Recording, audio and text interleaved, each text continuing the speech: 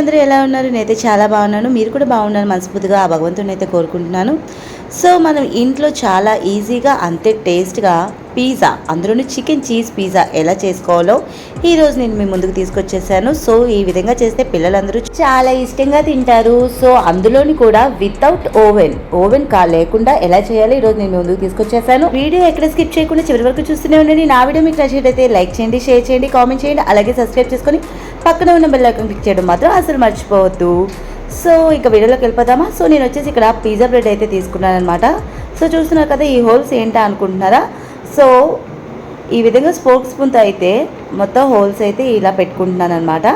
So ఎందుకంటే మనం heat చేసేటప్పుడు కింద నుంచి ఆవిరి బాగా వచ్చి కుక్ అవ్వడానికి బాగుంటుంది. సో ఈ విధంగా హోల్స్ చేసుకొని ఈ విధంగా పెట్టుకున్నాను. సో కొంచెం ఉంటే బటర్ అయితే అప్లై చేసుకోవాలి. సో నేను ఇక్కడ కొంచెం బటర్ వేడి చేసి అప్లై చేసుకుంటున్నాను.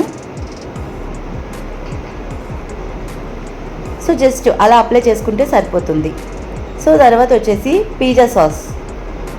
సో మొత్తం పిజ్జా సాస్ అంతా కూడా బ్రెడ్ మీద అప్లై చేసుకోవాలి. సో పిల్లలైతే నిజంగా చాలా ఇష్టంగా తింటారు. సో అఫ్కోర్స్ పెద్దవాళ్ళు పిజ్జా అంటే ఇష్టపడే వాళ్ళకి నిజంగా బాగా నచ్చుతుంది. సో ఇంట్లో మనం చాలా ఈజీగా ఎలా చేసుకోవాలో ఈ విధంగా అయితే ఇప్పుడు నేను చూపిస్తున్నాను. యాజ్ టీజ్గా ఇలాగే చేసి చూడండి, నిజంగా చాలా టేస్ట్గా అయితే వస్తుంది. సో మొత్తానికైతే ఈ విధంగా పిజ్జా సాస్ మొత్తం అప్లై చేసేసుకుంటున్నాను.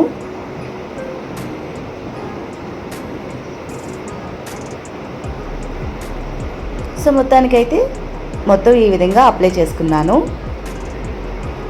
సో నెక్స్ట్ వచ్చేసి క్యాప్సికమ్ అయితే తీసుకుంటున్నాను. సో నార్మల్గా అయితే క్యాప్సికమ్ అండ్ ఆనియన్స్ వెజ్ కనుక వేసుకుంటే స్వీట్ కార్న్, పన్నీర్ అన్నీ వేసుకోవచ్చు. సో ఇక్కడ నేను నాన్ వెజ్ పిజ్జా కాబట్టి ఆనియన్స్ అలాగే క్యాప్సికమ్ తీసుకున్నాను. సో ఈ విధంగా అయితే పెట్టుకుంటున్నాను అనమాట. నెక్స్ట్ వచ్చేసి ఈ విధంగా చికెన్ పీసెస్ అయితే పెడుతున్నాను. సో చికెన్ పీసెస్ అయితే నేను వీడియో చేయలేదండి, మర్చిపోయాను. సో బాయిల్గా చికెన్ నీట్గా కడిగిన తర్వాత బాయిల్ చేసేసుకొని కొంచెం పెప్పర్, సాల్ట్ వేసుకొని కొంచెం ఫ్రై చేసుకోవాలి. వాటర్ అంతా ఇంకిపోయేదాకా ఫ్రై చేసుకున్న తర్వాత ఇలా అవుతుందన్నమాట పీసెస్.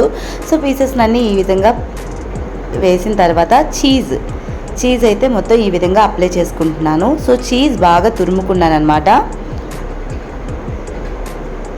సో ఇది చికెన్ చీజ్ పిజ్జా కాబట్టి ఈ విధంగా చీజ్ అంతా తురుముకొని మొత్తం పిజ్జా మీద అయితే అప్లై చేసుకుంటున్నాను.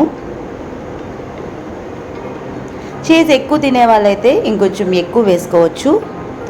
సో చీజ్ వేసిన తర్వాత పెప్పర్ అయితే వేసుకుంటున్నాను.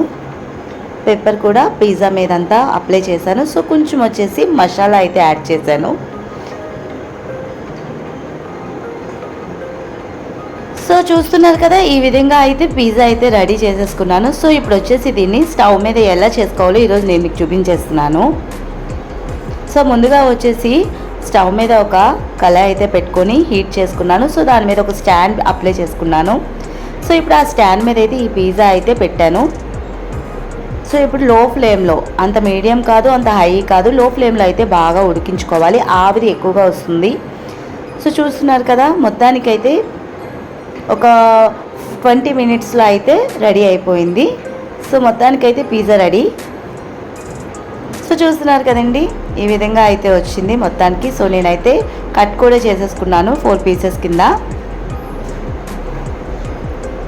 సో మొత్తం చికెన్ అంతా, ఆనియన్స్, క్యాప్సికమ్ అలాగే చీజ్ మొత్తం కూడా బాగా ఉడికిపోయింది. సో వితౌట్ ఓవెన్ లేకుండా కూడా పిజ్జా ఏ విధంగా రెడీ చేయాలో ఈరోజు నేను మీ ముందుకు తీసుకొచ్చేసాను. సో పిల్లలు అయితే తిని చాలా టేస్ట్గా ఉందని చెప్పారు. అఫ్కోర్స్ నేను కూడా తిన్నాను, ఇంకా బాగుంది. సో మీరు కూడా ఒకసారి ఈ విధంగా ట్రై చేసేయండి.